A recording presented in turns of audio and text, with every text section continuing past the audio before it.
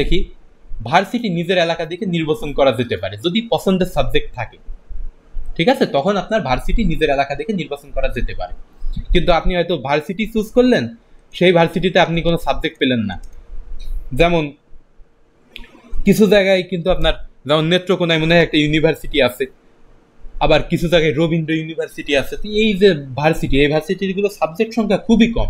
আচ্ছা, শুধু ইউনিভার্সিটি হইলেই কিন্তু হয় না, সাবজেক্টও থাকা লাগে। ঠিক আছে, তো অনেক ভার্সিটিতে কিন্তু সাবজেক্টই নাই।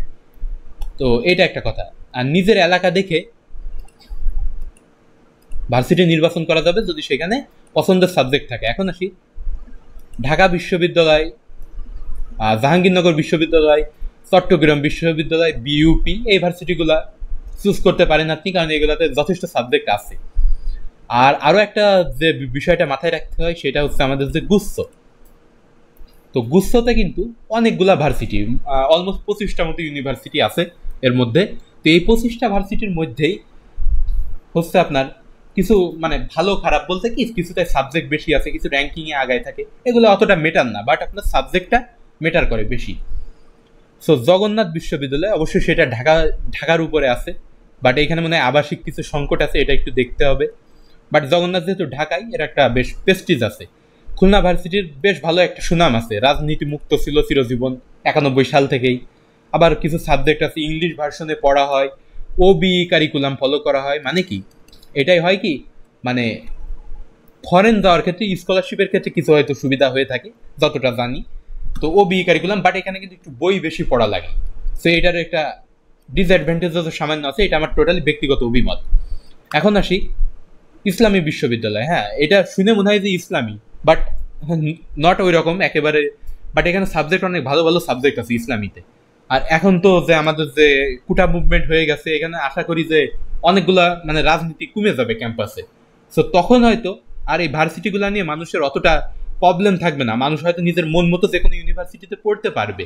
কারণ আগে কিছু ভার্সিটিতে মানে রাজনৈতিক অনেক ব্যাপার ছিল, পলিটিক্যাল অনেক ব্যাপার ছিল, এগুলো এখন খুবই কমে যাবে।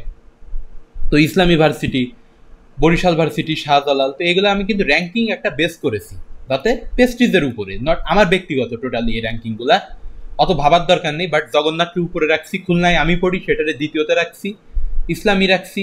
বাট খুলনা কিন্তু আপনারা কখনোই কম মনে করবেন না সেকেন্ডে রাখছি বলে, কারণ খুলনায় কিন্তু বেশ ভালো মার্ক পাওয়া লাগে। মাত্র 40টা করে সিট থাকে, আমাদের সিট কিন্তু মাত্র 40টা করে থাকে মোস্ট অফ দ্য ডিসিপ্লিনে।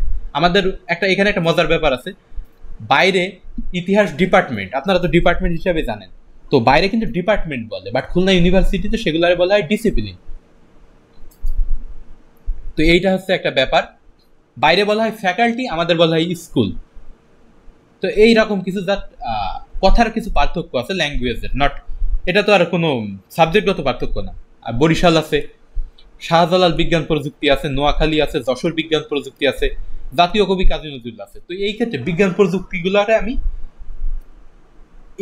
এ ক্যাটাগরিতে রাখি নাই, কারণ এগুলাতে মানবিকের জন্য সাবজেক্ট কম বিজ্ঞান প্রযুক্তিগুলোতে। সো আমি এদের এ ক্যাটাগরিতে রাখি নাই, নোয়াখালীতে কিছু সিট বেশি আছে বলে এর আমি ইনক্লুড করছি এখানে।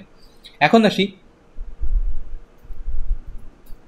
দেখেন অনেক ভার্সিটিতে কিন্তু আবার ভালো সাবজেক্টও নাই। যেমন আমি যদি যশোর বিজ্ঞান প্রযুক্তির কথা বলি, এখানে কিন্তু ল সাবজেক্ট আমার নাই। আমার ল পড়ার ইচ্ছা ছিল, সো কিন্তু আমার বাসার পাশে কিন্তু বিজ্ঞান প্রযুক্তি, বাট আমি এখানে পড়ি নাই কেন, কারণ এখানে ল সাবজেক্টটা নাই। এখানে আছে কি সমাজ বিজ্ঞান, ইংলিশ, আর জাতীয় কবি কাজী নজরুল ইসলাম, ময়মনসিংহ বিশ্ববিদ্যালয়, এগুলো। আর সো এটা আমার এ ক্যাটাগরি গেল। এখন আসি বি ক্যাটাগরিতে। সো বি ক্যাটাগরির ভিতরে যে ভার্সিটিগুলো আছে সেগুলো হচ্ছে বঙ্গবন্ধু শেখ মুজিব বিজ্ঞান প্রযুক্তি কুমিল্লা, বেগম রোকেয়া বিশ্ববিদ্যালয়, জাতীয় কবি কাজী নজরুল বিশ্ববিদ্যালয়, বরিশাল বিশ্ববিদ্যালয়, পটুয়াখালী বিজ্ঞান প্রযুক্তি, পাবনা বিজ্ঞান প্রযুক্তি বিশ্ববিদ্যালয় পাবনা, এইগুলা। আর সি ক্যাটাগরি যেগুলোতে সাবজেক্ট সংখ্যা কম আর মানবিকের জন্য বিশেষ করে, সেগুলারে আমি সি ক্যাটাগরিতে রাখছি। দেখেন, আর আপনারা কমই চেনেন এগুলো সম্পর্কে, নাম কম চেনেন। দেখেন শেখ হাসিনা বিশ্ববিদ্যালয় নেত্রকোনা, এখানে সাবজেক্ট নাই বললেই চলে, এখানে আইসিটি নিয়ে কিছু সাবজেক্ট আছে, আইসিটি রিলেটেড কিছু সাবজেক্ট আছে। রবীন্দ্র বিশ্ববিদ্যালয়, এইখানেও সাবজেক্ট সংখ্যা কম, এগুলাতে সাবজেক্ট সংখ্যা কম মানবিকের জন্য, সো এইগুলার আমি লাস্টে রাখছি সি ক্যাটাগরিতে।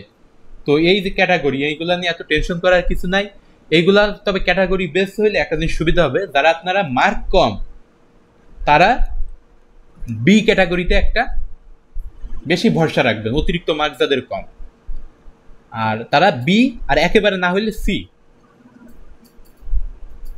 বাট এ ক্যাটাগরিতে মোটামুটি অনেকটা চান্স হয়ে যায়